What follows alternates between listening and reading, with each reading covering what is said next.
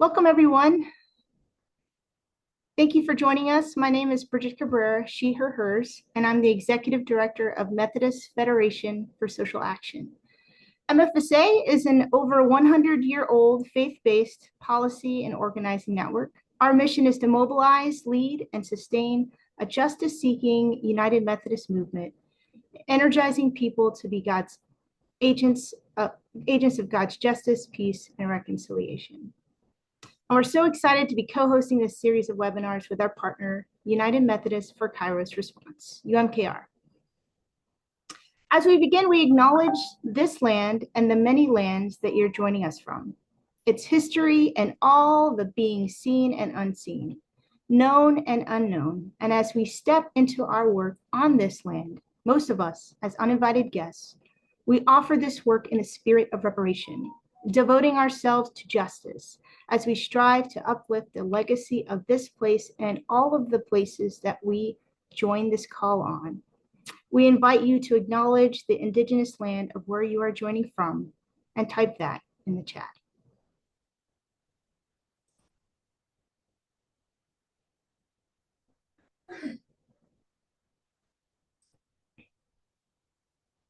A few announcements concerning our call today. By participating in our webinars, we covenant together to co-create an equitable and brave space where we learn, engage, and grow in relationship together.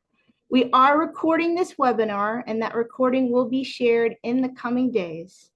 As you have questions, feel free to type them in the chat.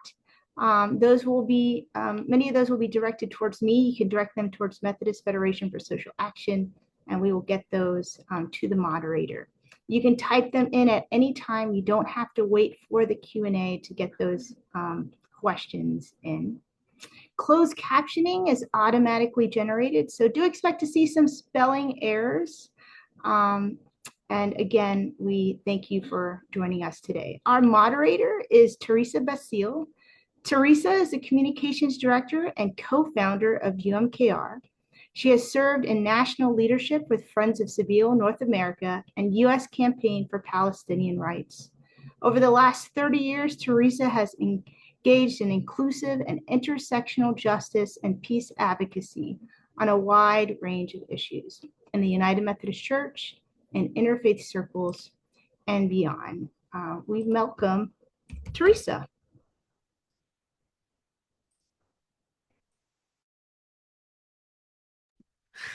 Thank you, Bridget. It's great to be here, and thank you all. It's wonderful to see so many of you with us here today. About UMKR, United Methodist for Kairos Response, is a grassroots international peace and justice movement in the United Methodist Church. We are United Methodist laity and clergy responding to the Kairos Palestine document, a document and a movement of Palestinian Christians. And our goal is freedom, justice, and equality for all Palestinians and Israelis. And we are very happy to be doing this webinar series going on 5 years now with our partners at MFSA. So today in this webinar, we're going to be looking at a very broad subject of religious nationalism because it is such a large subject. We are only going to be able to introduce ourselves to it today and scratch the surface of this subject. It's a very timely topic, one that concerns so many people in the United States and around the world with the changes we're seeing now in this country and in many other places. It has been said that this kind of ideology, specifically in the form of Christian nationalism, may pose a greater threat to religious freedom in the U.S. than has been seen in a century. And as we will learn, it poses similar threats to human rights wherever it arises around the world. A word about what to expect in our program. First, we're going to hear from each speaker who will bring us a presentation on one powerful variety, important variety of religious nationalism, and help us understand the basic concepts of it and some of the history of that movement.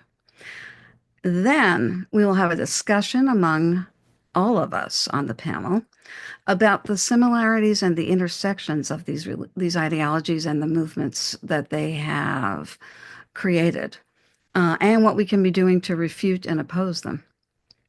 And then finally, we're going to look at some of the questions from our webinar audience. So about that last point, please see instructions that will come up in the chat for how you can submit a question for the speakers.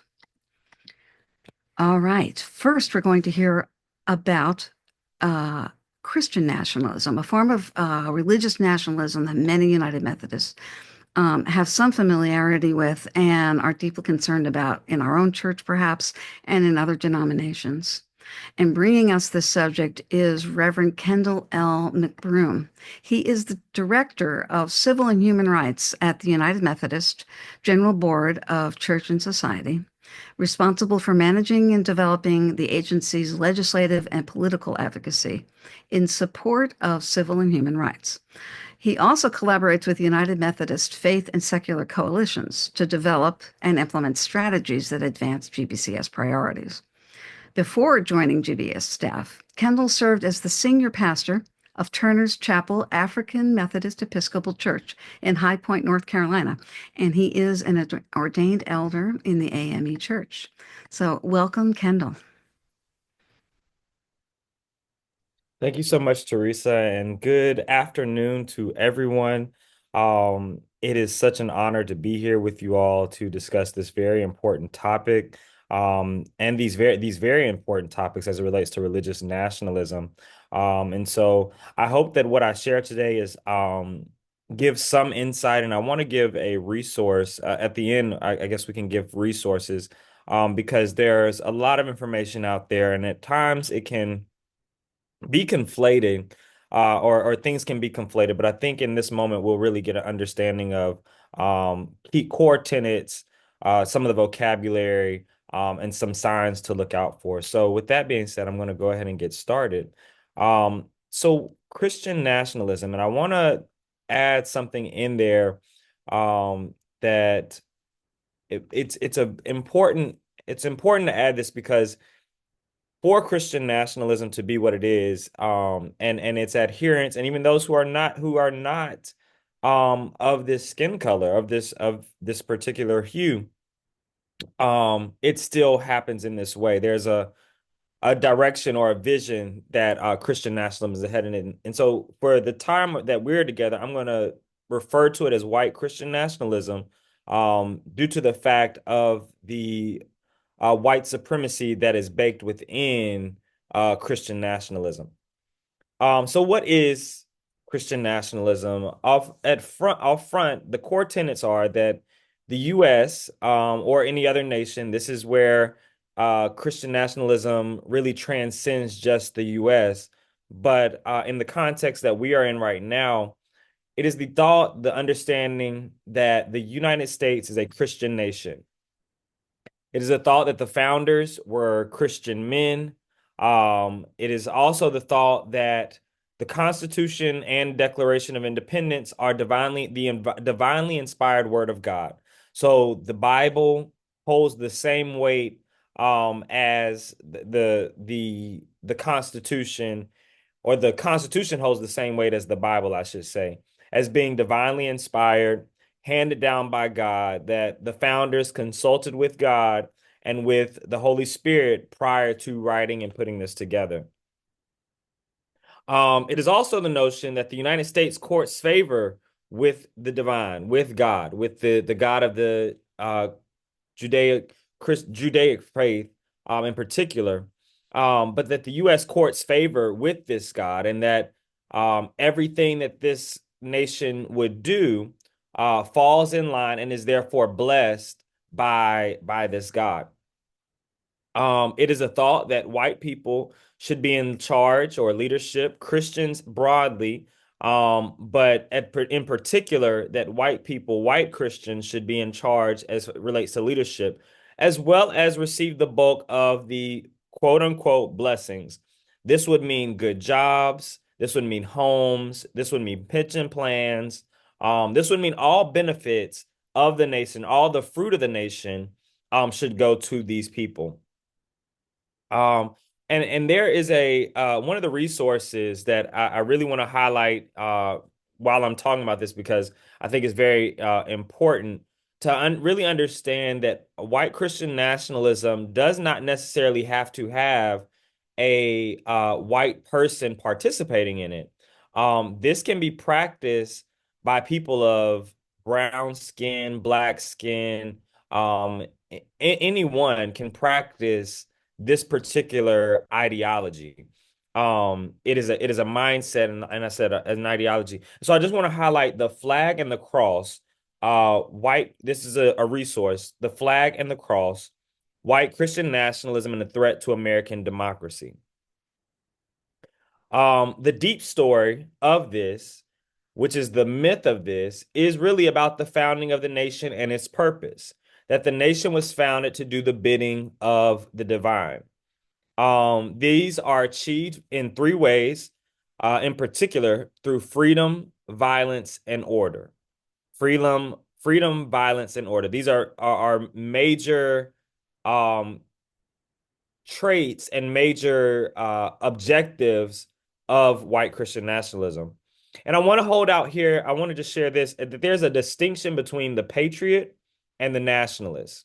Because it can seem, some would think that if we're just saying white Christian nationalism, I love my country, why is that a bad thing? Why is my faith a bad thing? The issue is nationalism in and of itself. I just want to highlight this, is that it rejects pluralism and what certain parties or what certain entities of a country would consider globalism. It expresses nationalism, and a nationalist identity expresses the desire for an ethno-traditionalism, which is surrounded around ethnicity and not necessarily cultural values. Okay, to be a patriot is perfectly fine. To have love for one's country is perfectly fine, but to gather around an ethno traditionalist, a misunderstanding of history, really a myth of history, is where the problem comes in. And so what are the origins of this? The origins really date back not to 2016, not to the era of Ronald Reagan and the moral right, moral majority, not even back to the Civil War. The origins of white Christian nationalism date back all the way to the 1690s, when racism, apocalypticism, and nationalism fused together into one deep story or one myth, right? So this is when we have the Puritans and individuals of that such, Cotton Mather, who comes on the scene and really degrades the indigenous people of the land and places those who had arrived on the land in a position of power and of authority given by God to therefore run the nation and form the nation or form the country, form the new land that they were in. Um, Following that, of course, you have just things that are compiled upon this that solidify this ideology and give legitimacy to white Christian nationalism. You have the doctrine of discovery, you have manifest destiny, you have the Trail of Tears, the Three-Fifths Compromise, the War of 1812, and essentially you have within the founding documents the creation of, or not in the founding documents, but on the theological, if you look at the religious history of the land, there is a undercurrent of building a white Christian empire. Okay. Um, we look at the Civil War, and there are notions that God was on both sides fighting to keep fighting to keep the American way of life. Um, and so not only is this built up within these different doctrines and destinies, but it is culturally ratified through practices within society, such as distinguishing between blacks and whites as slave and free, as well as indigenous peoples as savages. So all of these racial and really religious undertones come into place. So I really want to highlight this, and then I'm going to turn it over. As far as the biggest developments We see the intentional messaging. If we go back decades, centuries almost a century, 2 centuries almost. The intentional messaging in the destruction of Reconstruction, the creation of the KKK in particular as a white Christian organization founded for the purposes of protecting American ideals and protecting white Americans, black codes. We see that as the legislative piece, the election, and then we move up to the election of Ronald Reagan, the moral right. And three things that did was bring a reversion to reverting to the end time story. That if America did not essentially stop the civil rights progress, the progress of civil rights, that this would all end up in hell, essentially. So we see that. We also see this shift from blatant white supremacy to colorblindness. Right? So they're dog whistles. The dog whistles are now no longer are they, and this is where the conflation between uh the religious language and political or civic language come into play. Um, we no longer have dog whistles of slurs and things of that nature, welfare queens like in the 80s. But now we have more neoliberal language, right? Laissez-faire economic practices. Um, we have now kind of a unbridled capitalism, and capitalism held up as the economic model sanctioned and divinely sanctioned by God that the nation should operate in, right? So free markets and property, private property, these are the new dog whistles, right? These are the new dog whistles, as you cannot come out and say welfare queen without people knowing what you're talking about. You cannot come out and say um bucks, all right, or predators as you could in the 80s and 90s and even in the early 2000s.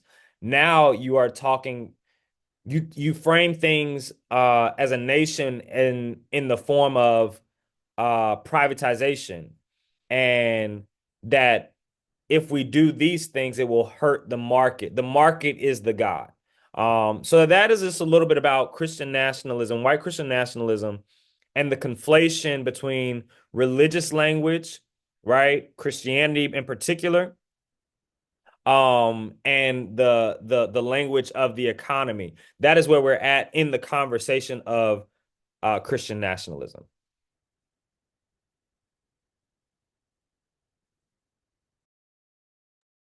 Thank you very much, Kendall. That was fascinating. You know, a personal note, I studied a lot about the earliest colonists in New England, the Puritans, and wrote about them actually at length, and about the almost cult-like or totalitarian aspect of their society. And that was fascinating to hear how this history goes that far back, actually, of a type of Christian nationalism, and then all of the destructive history that white European colonists have done in the name of Christianity since then. Um, so we are going to move now to another form of religious nationalism, and that is Zionism. One that UMKR has certainly addressed in the past, and we have one of uh, the most eminent, I would say, and most authoritative speakers we could have gotten from previously of Jewish Voice for Peace, Rabbi Alyssa Wise, to present that subject for us. Alyssa is an organizer with over 2 decades of movement building experience. She is currently lead organizer of Rabbis for Ceasefire. She was a staff leader at Jewish Voice for Peace from 2011 to 21, serving as co-director of organizing, deputy director, and interim executive director. She also has worked as the education director at Jews for Racial and Economic Justice. And since 2021, she has served as co-chair of JVP's Rabbinical Council. She is a national public speaker and commentator, and her work has appeared in such news outlets as Newsweek and The Guardian. So welcome, Alyssa. Thanks so much for having me. Hi, everyone. Um, it's not the most uplifting of topics, but it is uplifting to be in a community that is concerned about these issues and seeks to understand them. So, especially in these times, it feels good to know people are here to kind of learn and engage. And so, thanks for the invitation. So, Zionism. I like to begin just with a definition, like the way that I kind of understand it, right? Like starting with the definition. Um, so the way that I think of Zionism is as a settler colonial movement, right? And it began in the late 19th century, which successfully advocated for the establishment of a Jewish state in historic Palestine. At the time that Zionism was founded, it was hotly contested within the Jewish community when it first emerged, right? And I feel like that's something I really like to emphasize because Jewish anti-Zionists like myself, right? We have a lineage, right? There's never been a moment since Zionism began that there wasn't Jewish opposition to it, right? And so I just want to lift that up. And, it can feel it has over the years felt very isolating. So kind of reminding ourselves that there's a long lineage of Jewish anti-Zionism is important. Um, because at the same time, since the mid 20th century, really um, in 1948 when the State of Israel was founded, but even slightly after is when in 1967, when Israel began its military occupation of the West Bank, Gaza and East Jerusalem, is when we really see most Jewish institutions around the world and primarily in the United States embracing Zionism and seeing it as a movement of self-determination for the Jewish people. That's certainly what I was taught growing up. Today, Zionism can be understood simply as Jewish supremacy, right? Zionism is focused on maintaining a Jewish state through a violent and militarized apartheid system where Jews have more rights than the indigenous Palestinian population. It's important to note that the story of Zionism begins not with Judaism, but with Christianity. Zionism's roots, which actually relates to Kendall's presentation, are in dispensationalist theology, which gained steam in the 19th century, and it forwarded the idea at root of Christian Zionism that Jews must repopulate historic Palestine in order to bring about the second coming of the Messiah. And at that point, Jews must convert to Christianity or burn. There's nothing more anti-Semitic than that.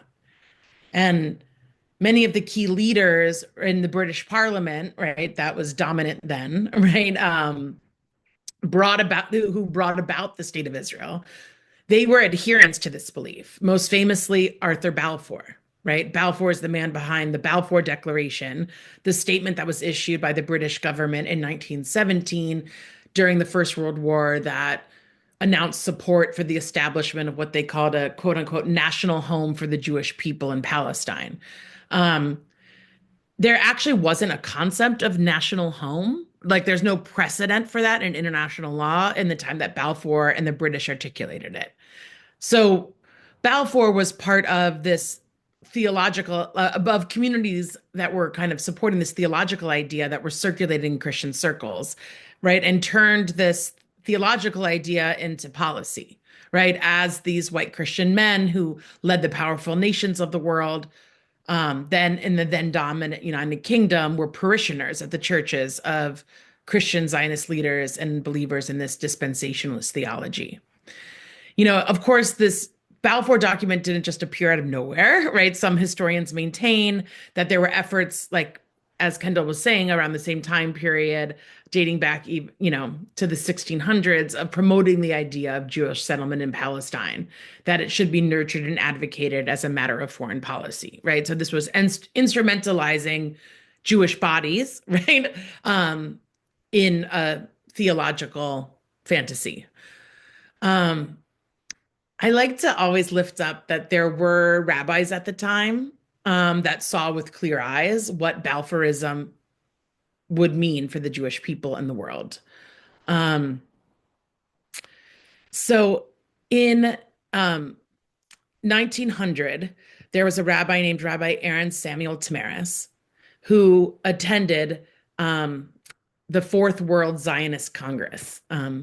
They had them every year starting in 1897. So at the fourth, he went, and the experience of being at that Fourth World Zionist Congress for him actually led him to renounce Zionism.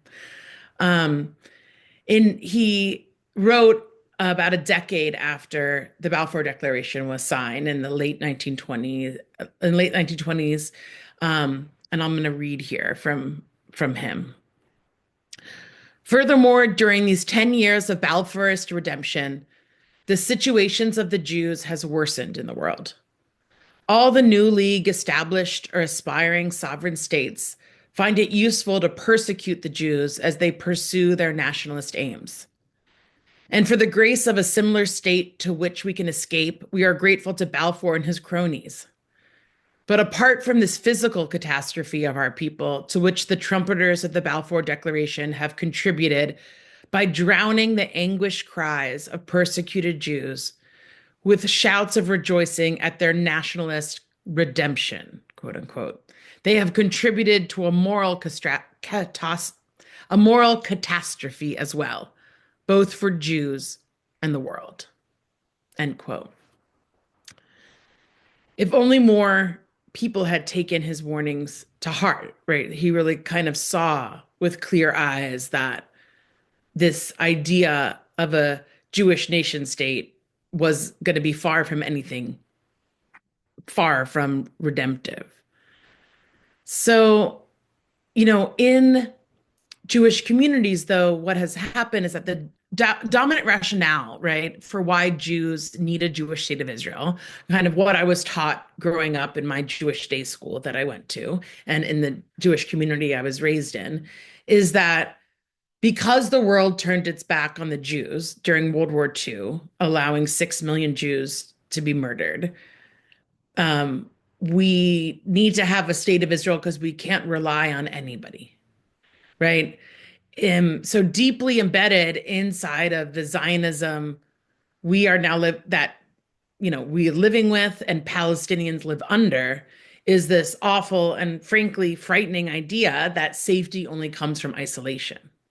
It's a very depressing logic, right? Especially as the last decade or so has taught us that the opposite is true. That's what I've learned in my work and my life, is that enduring safety can only be found through solidarity.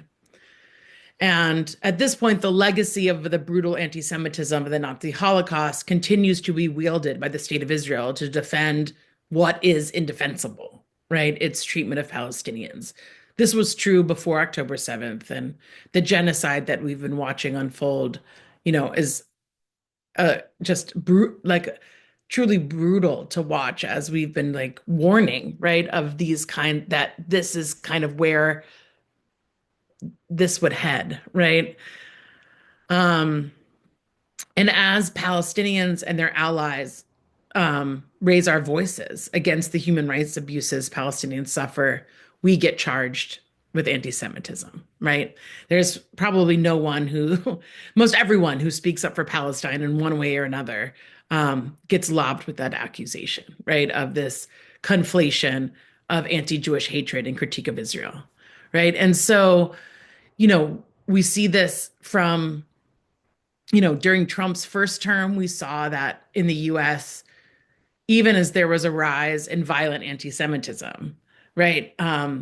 Those people who were supporting those anti-Semites and those enacting violence against Jews were given a pass, right? Because of their support for Israel.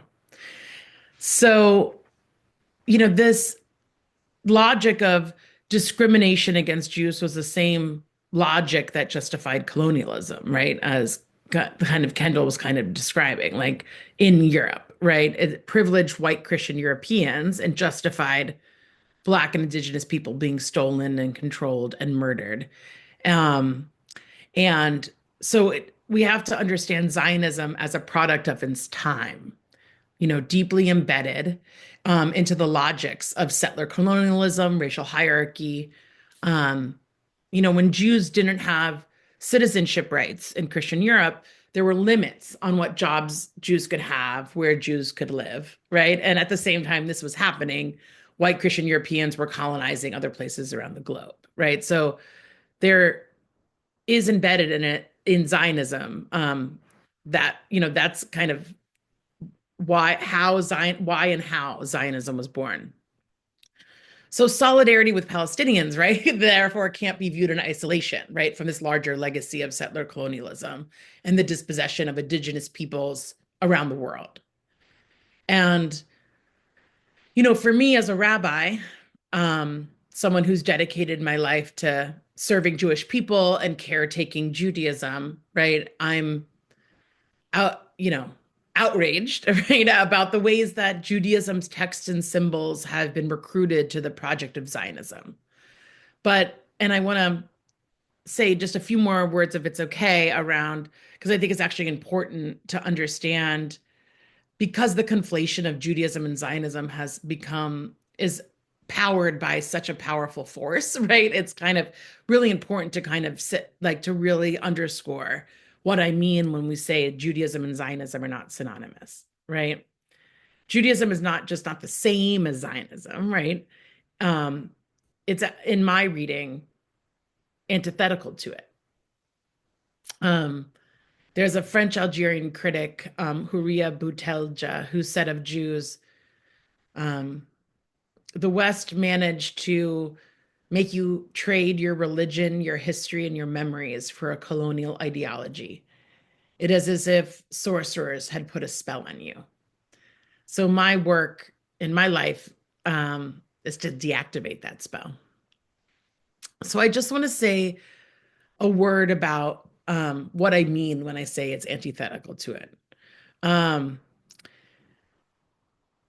Part of the way that I read and understand Jewish history is that Judaism, right, as we understand it and know it to be, is a religious tradition that began with the destruction of the Second Temple in Jerusalem.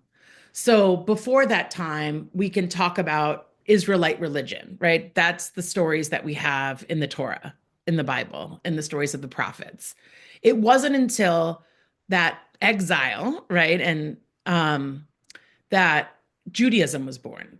Judaism is a tradition that kind of has baked into it this experience of exile, right, and seeking to reconcile that as a spiritual state. So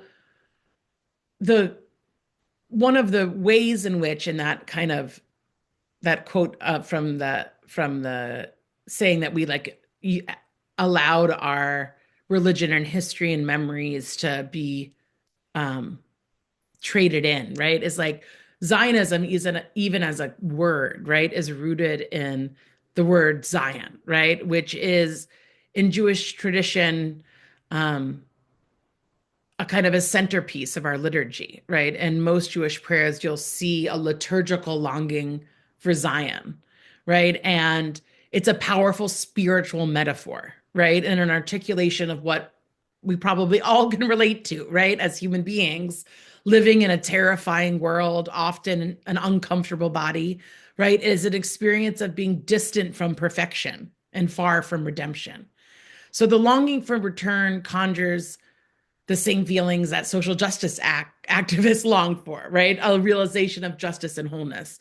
So, in Jewish tradition, this idea of longing for Zion is actually the crux of the spiritual work of being a human being, right? And so since the advent of Zionism, and as I mentioned at the beginning, the Jewish opposition to it, right, is from a religious point of view, the opposition to it, and why you see ultra-Orthodox Jews opposing Zionism, right, is this idea that Judaism, as the rabbis of the Talmud, right, the foundation of Jewish practice, understood that Zion is just kind of perpetually in the distance, right, and we yearn for it. And the only way that we can get there, the only time that it's appropriate to go there is in Messianic time, right? And the rabbis of the Talmud are very clear about that, right? There's a part of the Talmud where they say you should not return to the land kechoma, it says in Hebrew, which means as a wall. And then the medieval commentator Rashi comments on that. What do you mean as a wall? And Rashi, who's a medieval commentator, so the first people said it around the 2nd or 3rd century, don't go back as a wall. And Rashi, who's a medieval commentator, right, 6 or 7 centuries later, saying what they meant as a wall is you shouldn't go up biyad chazakah, which in Hebrew, biyad chazakah, which means with a strong hand, right? So there's been very clear in rabbinic tradition that once the experience of exile took place, they crafted a whole religious tradition that was actually by and for the experience of exile. So I just want to close with, to kind of illustrate the point is, you know, the founding of the state of Israel required the complete negation of the diaspora, right? And this included Babylon, which is where Judaism began. So in the early 1950s, as part of an operation known as Operation Ezra Nehemiah, right, invoking the prophets associated with the biblical return to Jerusalem and the rebuilding of the temple, Israel coordinated the mass exodus of 120,000 Jews from Iraq. This was for many Iraqi Jews a painfully complex experience, right? An ongoing multi-generational trauma, which engendered an ambivalent sense of belonging, right, for dislocated Middle Eastern Jews.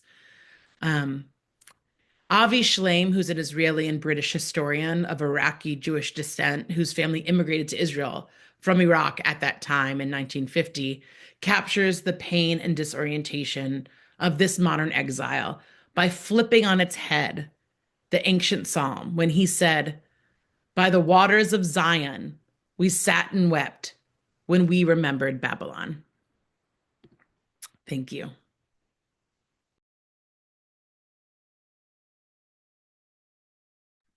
That was brilliant. Thank you. Can you hear me now? Yes. Thank you, Alyssa. That was brilliant. Extraordinarily enlightening to learn what the actual origins of Zionism are and the history of the development of it, the difference between Judaism and Zionism and how they're antithetical to one another, not just not compatible. And I love the truth that you brought us, that safety is not found in isolation, but in solidarity. That truly would be the great truth that we need to discover for actually for peoples all over the world. All right, we are now going to move to our third example of religious nationalism.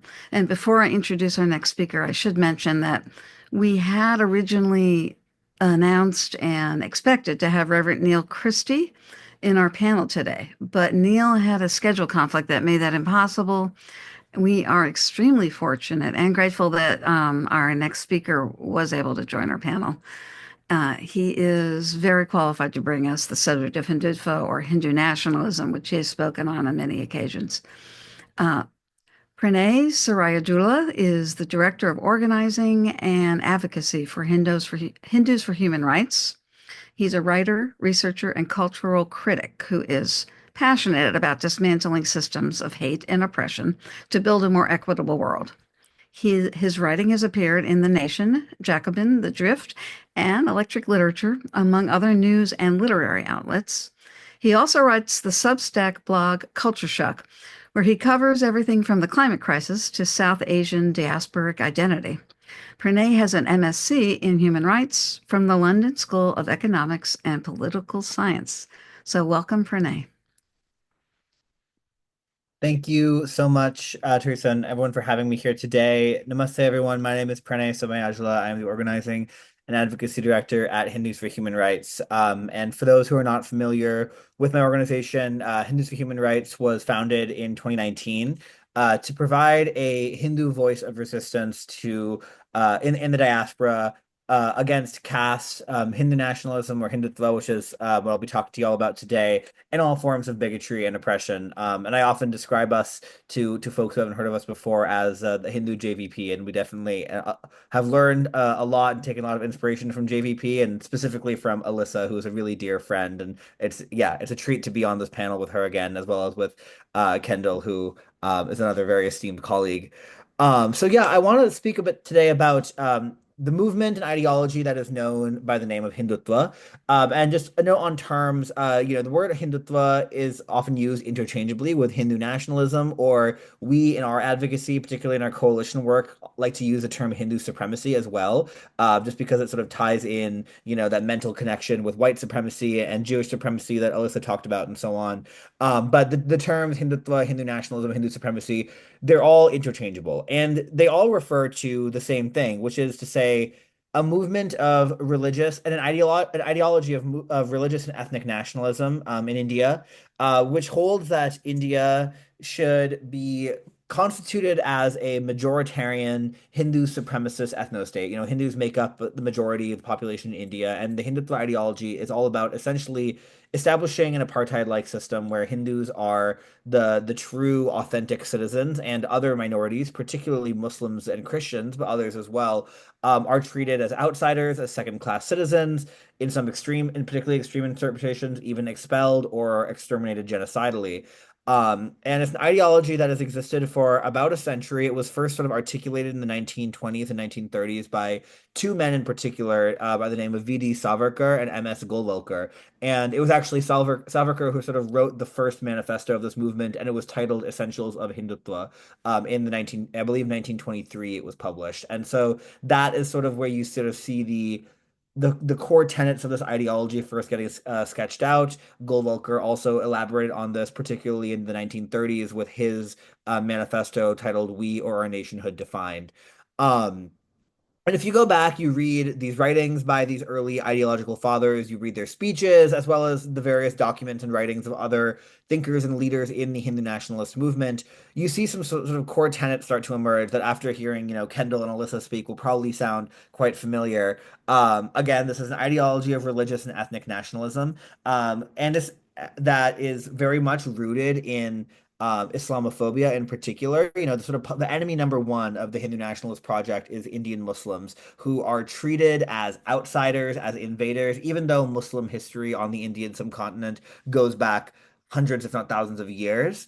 This narrative is constructed in which Hindus are the authentic indigenous Indian people, and Muslims are invaders from the Middle East who came and pillaged and conquered their way across the subcontinent, defiled Hindu temples, massacred Hindus, and so on. And so that sort of contributes to this culture of this politics of victimhood that still very much is a key aspect of Hindu nationalist politics to this day. And even if you actually look at sort of what the Hindu nationalist movement in India is trying to do in terms of like right now, in terms of, for example, rewriting educational textbooks in Indian schools to remove any mention of the Mughal Empire, for example, or other Muslim dynasties that ruled India throughout history and left a major contribution to Indian culture, and a very rich syncretic tradition. That history is getting rewritten into a much more black and white story of invaders and victims, in which Muslims are the cruel, barbaric outsiders, and Hindus are the victims whose agency and power is only now being asserted by this cultural nationalist movement. Um, I want to take a little bit of time here to talk about specifically the relationship between Hindu nationalism and Hinduism and what these people mean when they say Hindu. Because unlike, and this is not to say that, Judaism or Christianity are by any means monolithic. Obviously, neither are. But in both cases, this framework of religion, which is a Western framework, applies much more clearly. You can identify sort of a key set of doctrines, belief systems, institutions, and so on, shared sort of uh, theological and religious scriptural foundations that say this is sort of the core of Judaism, this is the core of Christianity. it's harder to do that with Hinduism. Hindu is a very broad umbrella term. In fact, it doesn't even come from Sanskrit. It actually originally comes from Persian and referred to, initially it referred geographically to anyone who lived beyond the Indus River. And so it really is an extremely broad umbrella term that encompasses a wide array of schools of thought, religious traditions, philosophical belief systems, and so on. There's really infinitely varied range of systems that originate in the Indian subcontinent that share certain key beliefs, but also in many cases contradict each other on different points. For example, there are some, Hindu schools, some schools that fall under the Hindu umbrella that much more easily fit into an orthodox idea of religion. And then there are some that are openly atheist and deny the existence of a god or a higher power. Those are both considered under the broader philosophical umbrella of Hinduism. Now, of course, if you're trying to construct a nationalist project, that is not convenient. You need to have a central unifying theme around which you can rally people to say, we are Hindus, this is what we define a Hindu as. And so the answer that you see sort of sketched out, particularly again in the writings of Savarkar and Golwalkar in the 1920s and 1930s, is to recast Hinduism as a religion, but more importantly, as a racial and civilizational construct. You can really see the influence of European race science and ideas of civilization, particularly out of the colonial context and white supremacy in the West that were emerging at the time. You see those influences in Savarkar and Golwalkar's writing, and notably, both of these figures were open admirers of Hitler and Mussolini. They praised the Nazi project in Germany in particular. The early leaders of this movement traveled to Italy under fascism to observe the structures and institutions of the Italian fascist movement and brought those lessons back to India. And so you see Hinduism or a Hindu identity being cast in racial and civilizational terms, which is, ahistorical. And it's, deeply dangerous for a number of reasons. I think many of which are going to be obvious to folks here on this call. But one thing that, one effect of this sort of flattening or homogenizing of what Hindu means is the way that the caste system comes into it. Caste is a very complex topic. It's something that we could have a whole series of webinars about. But for those who aren't familiar, it essentially refers to this um, system of social hierarchy and stratification in Indian society. It is ancient. It dates back thousands and thousands of years, and it has philosophical and theological roots in Hindu scripture. The Hindu right today likes to often try and downplay that, say that caste is a colonial construct. It has no roots in Hinduism. That's very straightforwardly not true. It does, you can find concepts of caste being brought up in virtually every major Hindu text. And what is a system of social hierarchy where people based on their, the way it's manifested is people based on their birth are assigned certain positions in society, and you have a hierarchy, and then you have people who are seen as outside the caste system, known as Dalits. Formerly, they were called untouchables. That term isn't used anymore. And Hindu nationalism is an interesting ideology because on the one hand, as I mentioned, they claimed adherents to this movement claim to be against caste discrimination. They claim to be against untouchability. They say that caste was a colonial imposition against against Hinduism and so on. Um, at the same time, though, the version of Hinduism that they claim to be when they talk about Hinduism is a particular, very narrow definition of what it means to be Hindu. It's a definition that's very much rooted in, dominant caste, Brahmin, who are sort of the priestly caste, the quote unquote highest on the ladder, the traditions and practices of Brahmin Hindus. This monolithic Hinduism, it's exclusionary. It erases local and vernacular traditions, and it also sort of tries to appropriate the traditions of Dalits and other caste oppressed communities, sort of pulling them into the Hindu fold by pitting them against Muslims, Christians, other sort of quote unquote foreign minorities. Kind of like how in the U.S. white supremacy, has sought to draw, like, historically the white working class into this construction of whiteness to drive a wedge between poor whites and African Americans and other oppressed racial groups. It's a similar dynamic at play with caste. And so I'm spending a lot of time on this because I think it's really important to understand that the Hindu nationalist project isn't just about a project of mobilizing Hindu identity around a nationalist political vision. It's about constructing a Hindu political identity, constructing the idea of a Hindu nation, imposing, again, this Western idea of nationhood onto in Indian context, and then mobilizing it in service of what is essentially a fascist, exclusionary, even genocidal political project.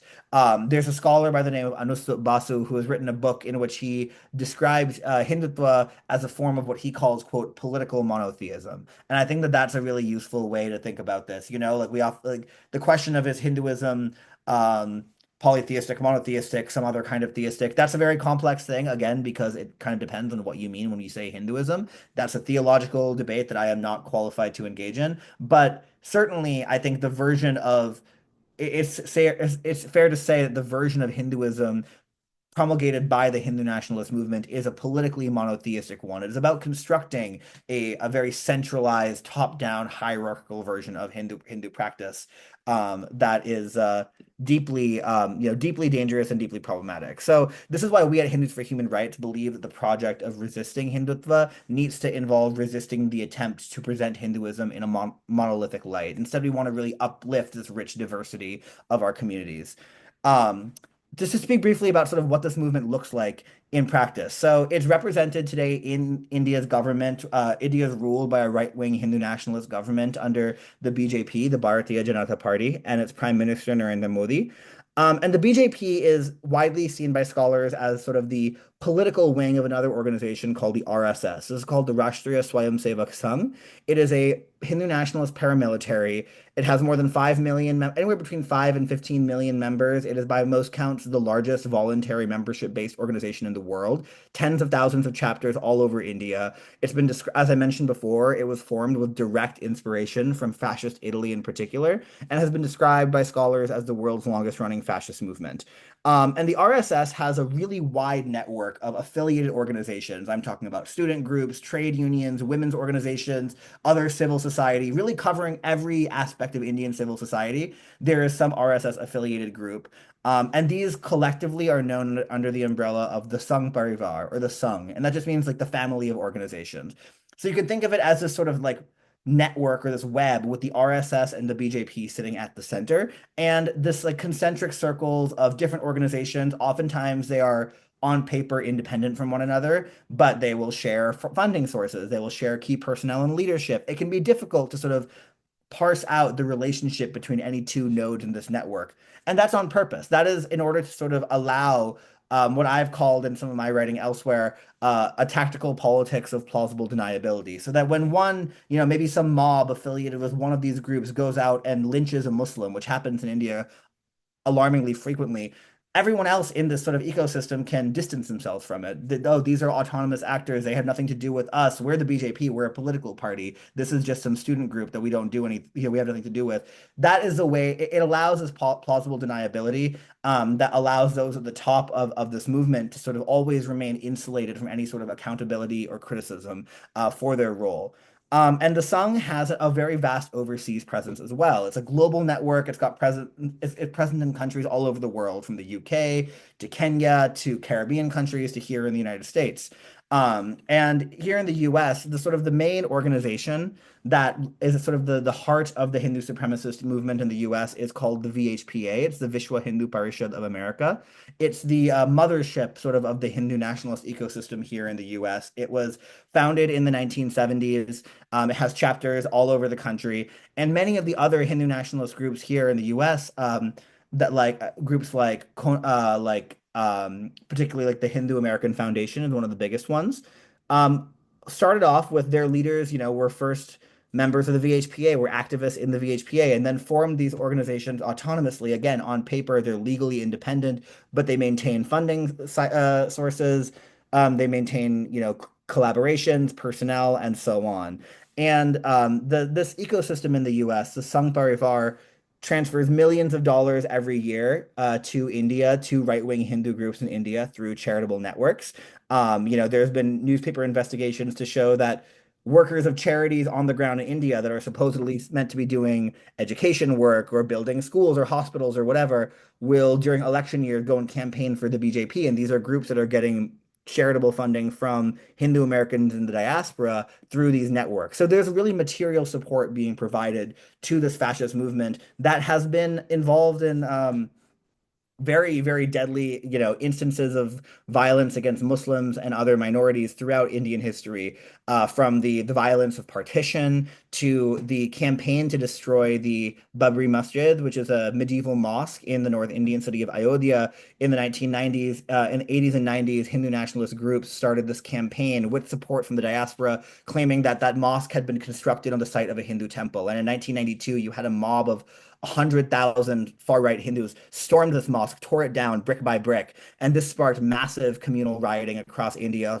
Hundreds of thousands of Muslims were killed, and this really marked the political ascendance of the Hindu right in India. Throughout India's history, this had been a pretty marginal fringe movement, but from the 90s onwards, we see the BJP start to rise in each successive election. In 2014, they came to power under Narendra Modi, who himself had been the chief minister of the Indian state of Gujarat. And in 2002, when Modi was Gujarat chief minister, there was this was, some of the worst anti-Muslim violence India had seen since partition. Thousands of Muslims were killed, many, many more were displaced by Hindu mobs. Modi himself has been through countless investigations and reports from human rights organizations and journalists directly implicated in orchestrating or at least condoning the violence, but he's never received any sort of legal accountability for it. For a time, the U.S. State Department refused him a visa to enter the country. This was revoked after he became this visa ban was revoked after he became Prime Minister of India, following a pressure campaign from groups like the Hindu American Foundation urging Congress to urging the State Department to overturn his visa ban. And so this is a, really dangerous, violent movement in India that here in the US is has been able to sort of gain an undue amount of legitimacy by exploiting the fact that Hindus are a minority in the country. A lot of people, including well-meaning liberals, don't know the nuances of these intra-community dynamics. And so, when a group like the Hindu American Foundation claims that we speak for all Hindus, which is sort of, you go to their websites, this is how they present themselves as the voice of Hindus in America.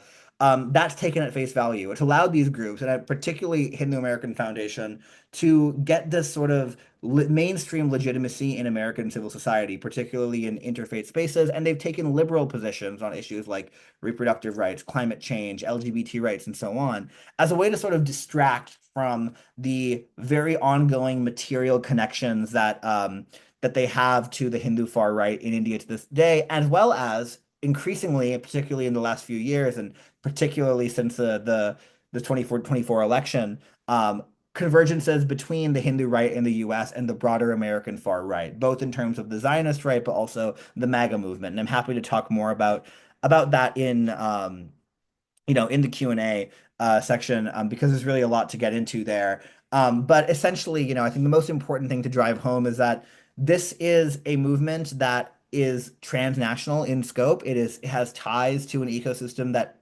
originates in India, but it has established deep roots here in the United States as well, and is very much trying to articulate this politics of sort of Hindu victimhood, in which Hindus in the diaspora are the victims of quote unquote Hindu phobia from the left. In fact, that's treated as a greater danger to Hindus than right-wing violence and white Christian nationalism. We know that isn't true, but that's the narrative that these groups try to claim. And because that allows them to then align themselves with the right by saying the left are our real enemies.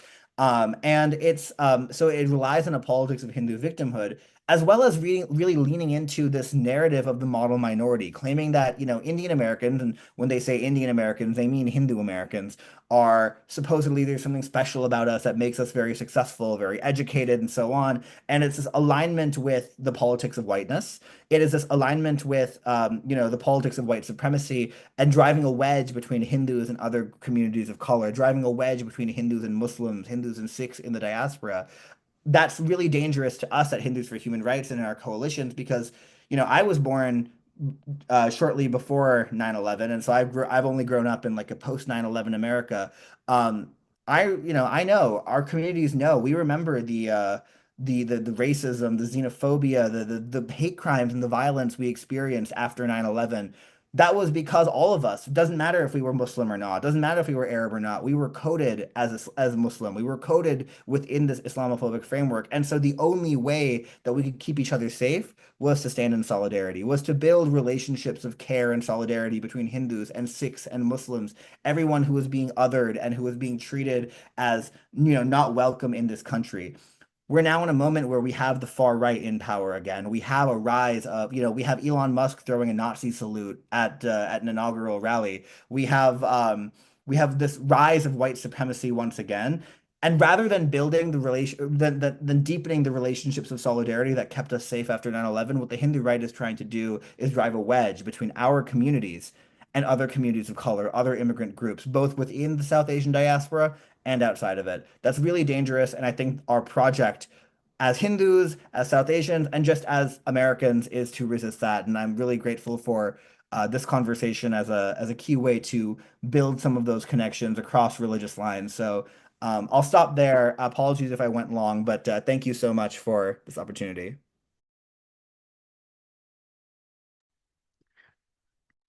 Thank you so much, Pranay. That was brilliant. That was a great introduction to Hindu nationalism, or as you said, Hindu supremacy. It's really helpful to understand how Hinduism as a religion was recast as an ethnic or racial identity rather than a specific religious doctrine, and the pluralism actually of Hindu doctrine. As I was listening to you, I mean, inevitably, I started connecting the dots with what we heard from Kendall and Alyssa, and we're going to do that now explicitly. We are a little bit over time in our schedule, but so I'm going to ask you as I bring these questions to the panel, if we can strive to confine our answers to 2 or 3 minutes each, so that everyone has a chance to chime in on more than one question. And I'm hoping that, yes, okay, now we have all 4 of us together on the screen. Now for our audience, I had prepared our panel for some questions that I was going to be asking them.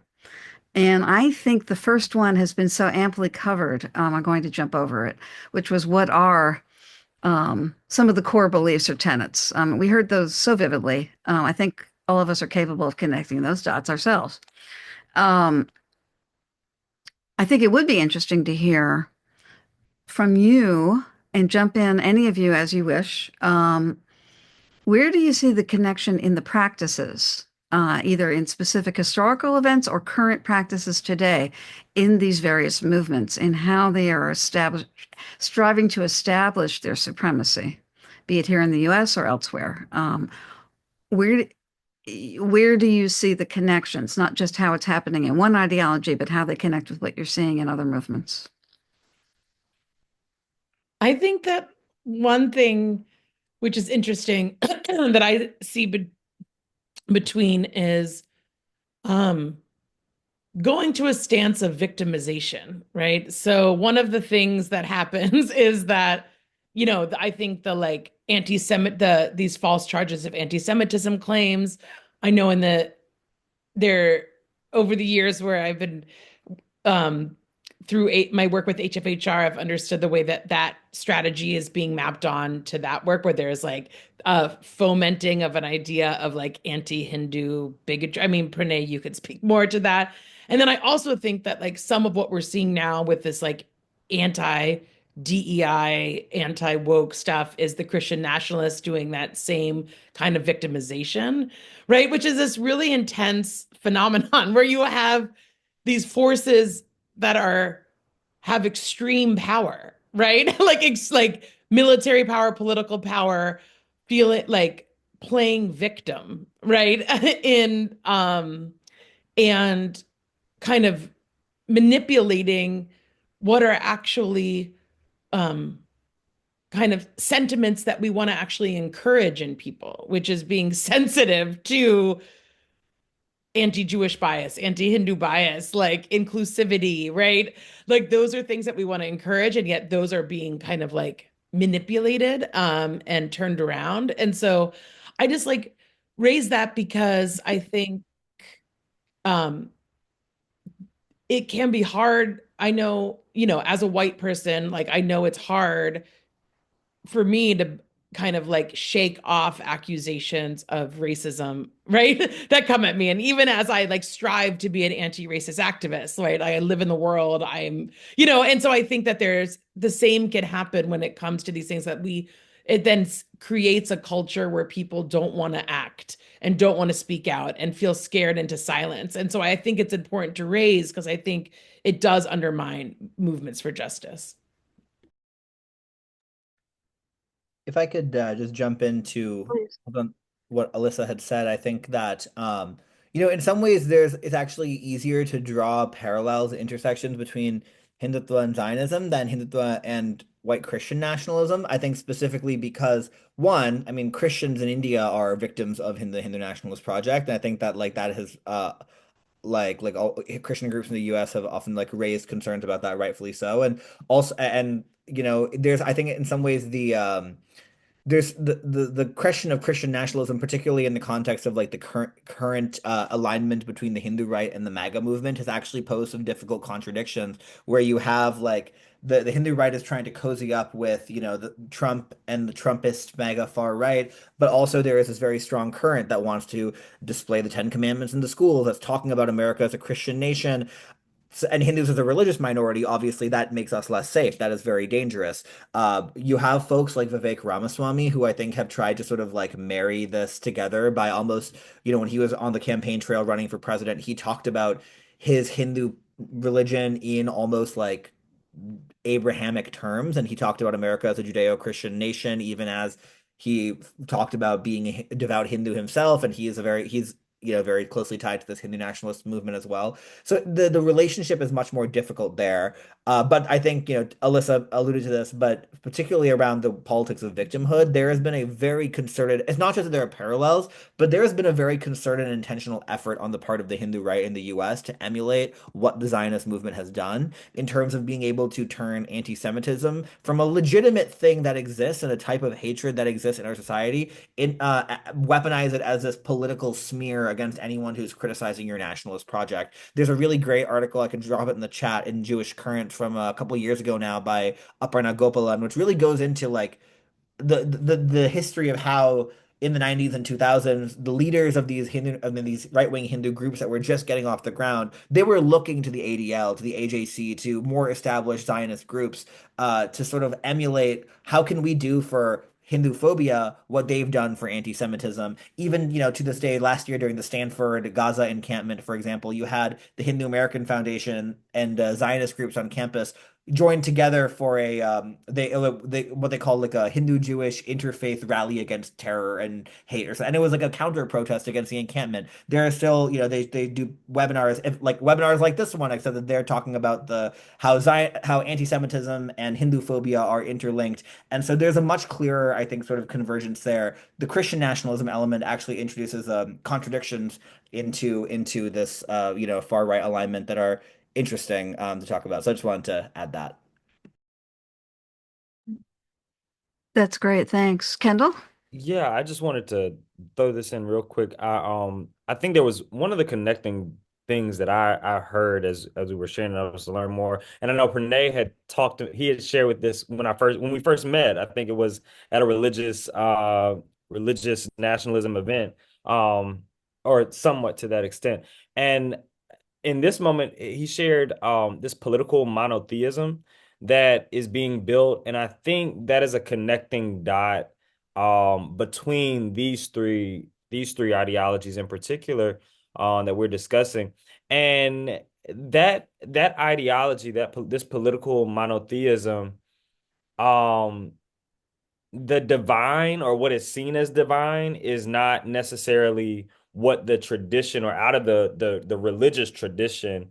It more so is coming from it is loyalty and worship of a political ideology that has at its root power, control, lacking any like unity, or not lacking in the name of unity, but it is the washing away of the individual, washing away of the uniqueness, and washing away the distinctions that make literally really human beings and make the religious traditions what they are.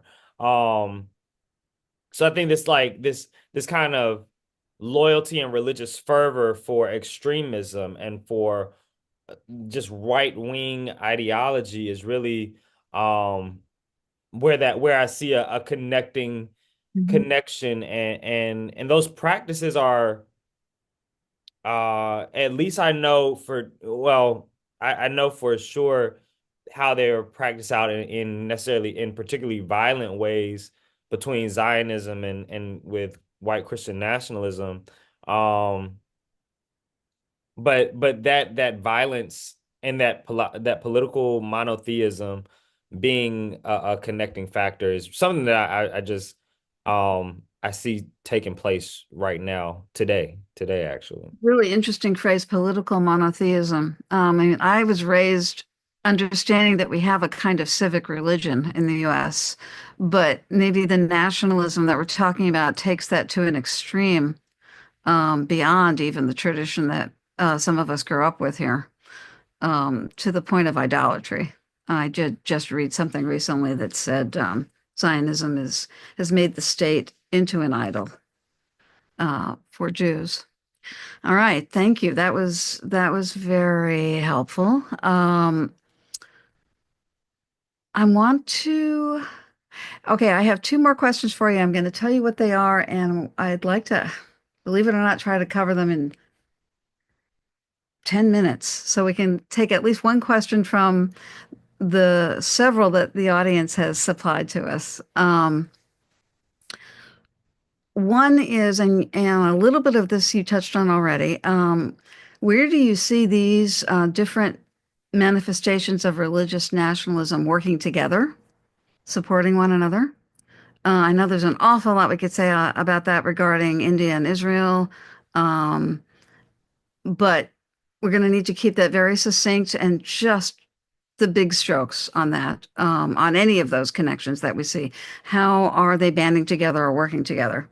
And then the final question is, going forward, what are ways that you would like to see those of us who are here today and who will also see this webinar in the future, addressing these nationalisms? What are one or two primary ways that you would recommend that we as individuals and or as organizations be taking some concrete actions? So the first question is, how are they working together? And then what can we do as individuals and together? Anybody? I can take that and I'll yeah answer these both in one. But I think they actually are the questions are quite related. I would say like you pointed out, Teresa, there are a million intersections, just particularly between Hindutva and Zionism that we could have a whole webinar about. But I would say the common thread actually where you tie together Hindutva, Zionism, and white Christian nationalism is the common thread of Islamophobia and the sort of like perception of Islam and of Muslims as not just as like a hated other, but really as this existential threat, almost fulfilling a similar role to what, Jews filled in like 19th and 20th century European anti-Semitism. And in some ways, I think Islamophobia has come to occupy a similar place in shaping contemporary life. The India and Israel relationship, a big part, there are many ideological parallels between Hindutva and Zionism, but one key thing is that both of these countries, they cooperate on counterterrorism, security, military work, and so on, because they claim that they are both facing this existential threat from quote unquote like radical Islamic terrorism. That's something that we often see, with the US far right and the Christian nationalist far right as well. It's, oh, these, Islamic militants, they hate America, they hate our Christian way of life. And so that is a really key area, I think, of convergence between those three. And I think especially now under this like extremely Islamophobic Trump administration, I think that there's unfortunately very fertile ground for that convergence between the three movements to deepen, and even despite some of the contradictions that I alluded to earlier. To the question about like what can we do, I would say the biggest thing, and at least speaking from the perspective about Hindu nationalism, something that we often run up against is this is an issue that has not gotten a lot of coverage in media for until relatively recently. And even when it does get media coverage, it's still framed as a sort of foreign policy issue, this thing that's happening in India. And if it's talked about in the US, it's in the context of internal intra-community divisions that are like dividing the South Asian diaspora. That's true, but if I think as this webinar has hopefully driven home for folks, this is not just affecting South Asian Americans. The Hindu right is converging with the far right more broadly, and is contributing to the emergence of a truly multiracial far right in this country that's present in all sorts of different communities across race, across nationality, and diaspora, and so on. And so I think that being able to draw these connections and highlight the alignment and convergences between the Hindu right and other far right movements is a really key way to break down some of the narratives that have allowed them to get away with what they're getting away with for so long.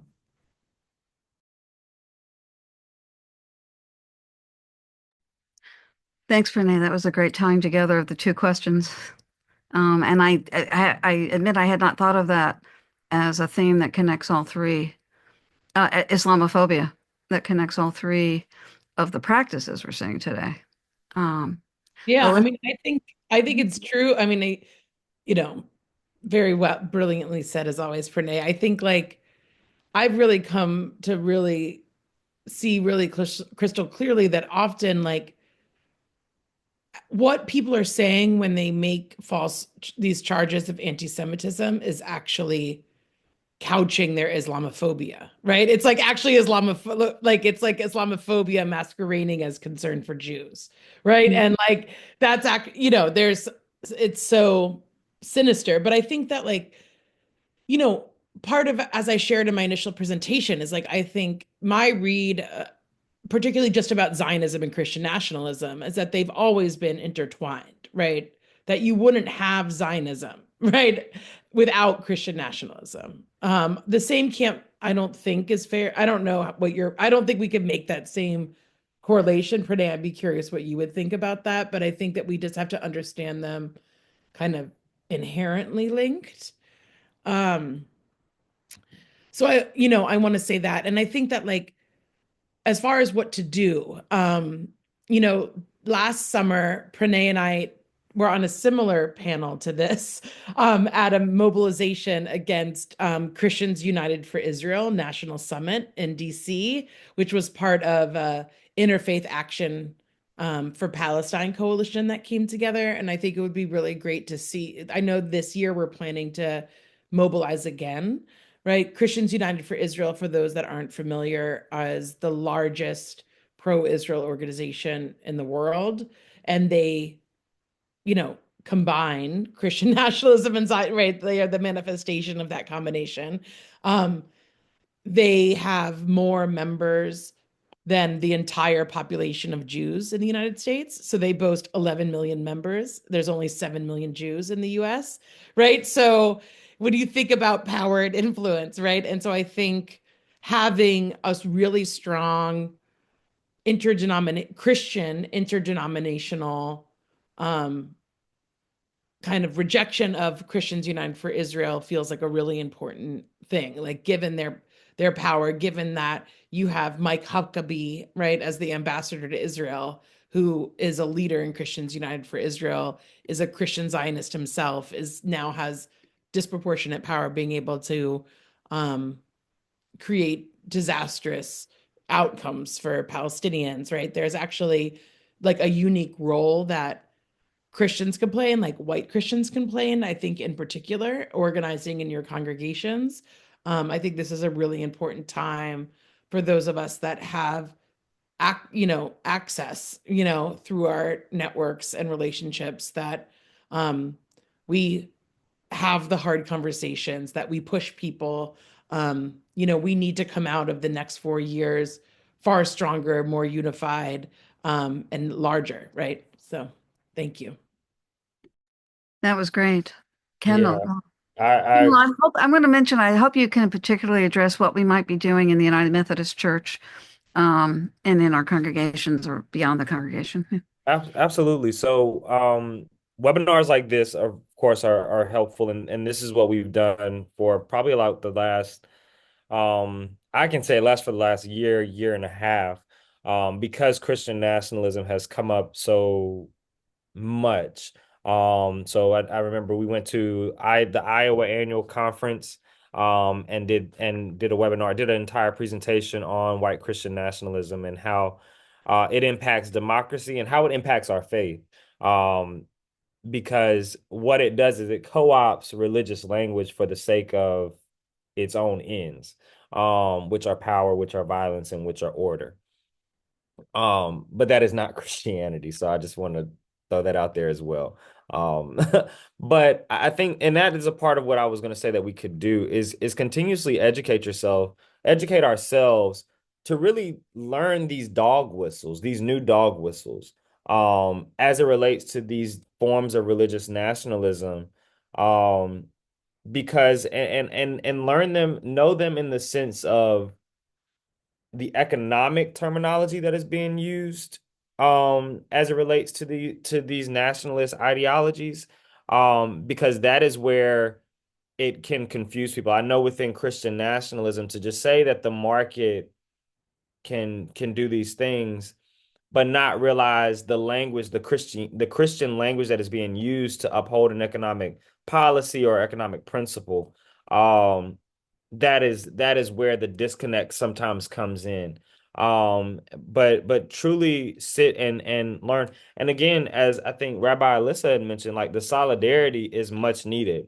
We're not getting through these next years. The aftermath after these 4 years, we're not getting through that whole and human, if we are not in solidarity and if we are not in community with each other. We can't do this work in silos, and we can't in isolation. So that's what I would just, the education piece, being informed, learning the dog whistles, and then go and be in community with our neighbors. Thank you very much. That was really helpful too. So we've heard some powerful things that we can be doing. We need to be alert in particular to the prevalence, the trending of Islamophobia throughout our society and throughout the world. In fact, I think that was a powerful point you made, that it almost has become the new anti-Semitism of the world. Renee and Alyssa urging us to keep CUFI, Christians United for Israel, in mind, and the need to dismantle their growing influence in the Christian world in the United States, and Kendall, the need to educate ourselves, to understand those dog whistles, to understand what's going on in our country today. And I would say to help others in all the ways that we might hear and see the things that they may be missing. It's astonishing how many Americans do seem to be missing it. And some of the questions that we're not going to get to. First of all, I'm happy to say you did actually answer several of the questions that are that were submitted to us in your answers now. Several of them were about resources and about ways that we can educate ourselves, or how can we answer others and help them see what we're learning today or what we already know. We're not going to have time for you to answer any more questions, but I wanted to assure those who are with us today, we're going to be posting, along with the video of this webinar, on both MFSA and UMKR's websites. We post an abundance of resources related to this topic. We've put some in the chat. We have more that we will put on our website page. And some of those questions were so good this time, more challenging than we've often seen. I am going to send them to our panel and see if they have any answers they want to provide in writing. And we will post those online too if we get those, and we can send them out by email to those who were registered. I do want to tell you about one other thing before we turn to Bridget to wrap up for us. There's an important conference happening within a week in Washington, D.C. at the United Methodist Building. It's called the Religious Nationalisms Summit, Countering Religious Nationalisms, Multi-Faith Public Witness in Today's Political Climate. It's going to be on Thursday, February 6th, 9 to 5 p.m. at the Methodist Building, as I said, 100 Maryland Avenue, Northeast. Lunch will be provided. It costs $30 to register. There are scholarships available. And the conference will include Christian, Hindu, Sikh, Muslim, Jewish, and Buddhist traditions. Speakers for all of those, identifying how religious nationalism operates within all faith traditions. and they will identify approaches to countering religious nationalisms and our multi-faith public witness. So it's going to be a wonderful continued conversation about what we treated today. And you can attend both online and in person. So we do have in the chat the link to register for that. All right. Kendall, Alyssa, Pranay, thank you so much for giving your time and your expertise and your passion for this subject to us today. It was really, I think, an enlightening conversation for a lot of us. And this is going to be a valuable resource on our websites for months to come. Thank you. Thank you so much, Teresa. Alyssa, Kendall, it was great to be here with you. Thank you. Great Thank seeing you all. you. Thanks, everyone for coming everybody. as well. So now we're going to turn it over to Bridget.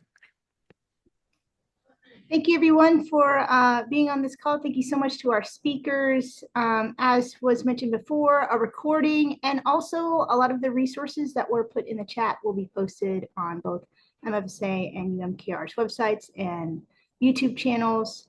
And be on the lookout for info on our next webinar. It will be in March on the Chevron boycott. We will be hosting that webinar along with Fossil Free UMC. So I hope you will join us in March. Thank you very much.